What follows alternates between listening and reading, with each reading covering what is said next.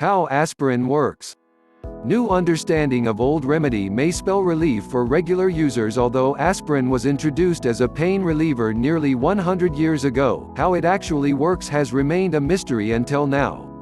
University researchers, led by Michael Garavito, associate professor in biochemistry and molecular biology, have discovered the precise chemical mechanism of how aspirin stops pain and inflammation.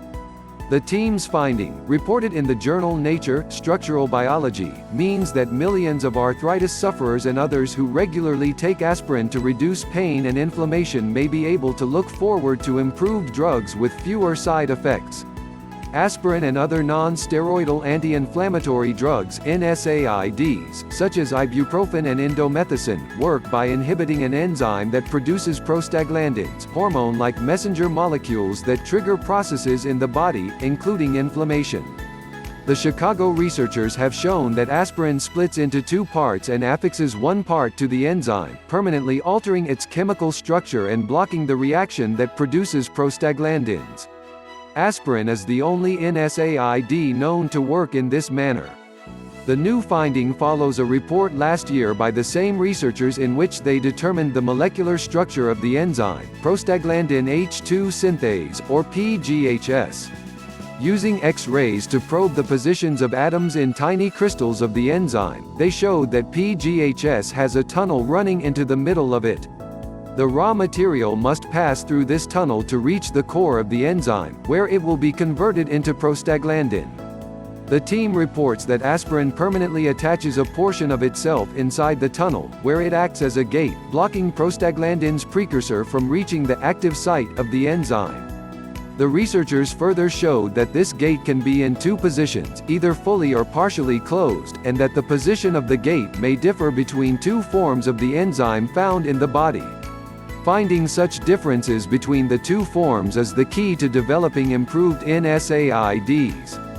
4 years ago, several groups found that the body has two types of prostaglandin H2 synthase, an ever-ready PGHS1, present in nearly all cells for basic housekeeping duties, and PGHS2, made only as needed and just by those cells involved in inflammations and immune responses.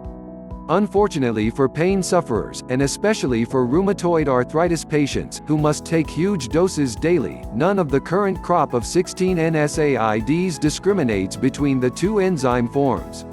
Before it can trickle into the bloodstream and alleviate inflammation by reining in PGHS2, the drug passes through the stomach, where it knocks out PGHS1, causing excess acid secretion and stomach upset or ulcers.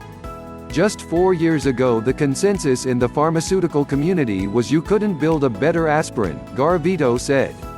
But understanding the differences between the two forms of PGHS may allow us to do exactly that.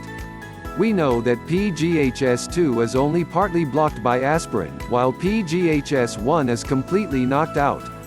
This paper shows why this might be so.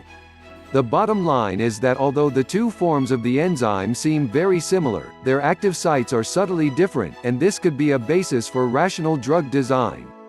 Garavito and researchers Patrick Lall, research associate in biochemistry and molecular biology, and Daniel Pickett, now at the Institut de Biologie Physico-Chimique in Paris, grew crystals of PGHS1 using a technique that took them 6 years to develop.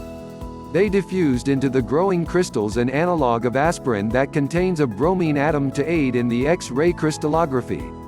PGHS1 is tightly bound to an intracellular membrane. Such proteins are notoriously difficult to study because the detergents needed to separate the protein from the greasy membrane make crystallization difficult. The researchers use PGHS1 isolated from sheep seminal vesicles. By slowly changing the composition of the solution and the surrounding vapor over a period of weeks, the researchers were able to grow brown, rod-shaped crystals almost 1/16 of an inch long for study. Drug developers are most interested in targeting PGHS2, and Garavito's laboratory is trying to grow crystals of that form of the enzyme large enough to X-ray. But aspirin's beneficial effects in preventing vascular disease and heart attacks are thought to be a PGHS1 phenomenon, and improved antiplatelet drugs may derive directly from the current study, which was funded by the National Institutes of Health.